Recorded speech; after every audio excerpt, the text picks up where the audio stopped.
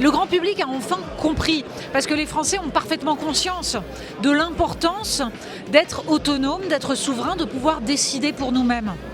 Et on voit aujourd'hui à quel point, notamment avec la fermeture du détroit d'Ormuz, il est absolument fondamental de ne pas dépendre du reste du monde. Donc le nucléaire, c'est notre plus grande richesse. C'est une chance pour nous, nous devons le perpétuer, mais pour ça, il faut se remettre à construire des réacteurs, il faut se relancer. On dit depuis très longtemps que le nucléaire n'est pas renouvelable, ce qui est une ânnerie. Le nucléaire est parfaitement renouvelable, a des ressources qui sont considérables, à condition d'avoir à la fois la filière classique et la filière à neutrons rapides qui fait ce qu'on appelle fermer le cycle. Donc le nucléaire est renouvelable sur une échéance de l'ordre du millier d'années.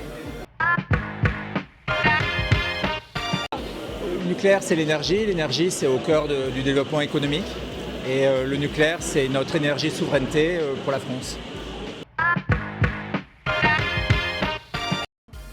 C'est un secteur qui a des perspectives. C'est un secteur qui, en tout cas c'est une industrie au-delà du secteur qui nous permet de nous projeter en termes d'activité. C'est un secteur également qui a besoin de renouveler ses effectifs avec une pyramide des âges qui est défavorable. Et donc c'est forcément un secteur dans lequel il faut investir en termes de compétences et de ressources. Ce qui les attire, déjà, il y a le côté technologie, puis c'est le sens aussi quand on intègre une filière comme le nucléaire, c'est qu'on sait qu'on contribue aux enjeux aussi de transition énergétique et on sait de plus en plus, on l'était déjà dans les générations d'avant, mais aujourd'hui dans la recherche de sens. Et donc c'est contribuer aussi à ces enjeux d'indépendance énergétique. Et puis, alors c'est vrai que là je parlerai plus particulièrement aussi pour un groupe comme EDF, c'est aussi les perspectives d'évolution, de parcours, les conditions de travail. C'est tout ce qui fait aussi la qualité de vie au travail qu'on peut offrir au sein du groupe EDF quand on travaille dans le nucléaire.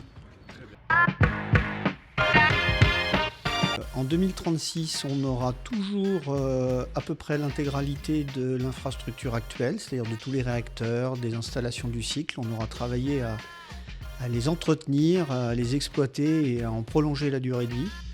Et on sera en plein dans des grands chantiers de construction, puisqu'on sera plus très loin de la mise en service des premiers EPR2 et de la construction des installations du cycle. Donc on sera en plein boom de ce à quoi on se prépare activement aujourd'hui.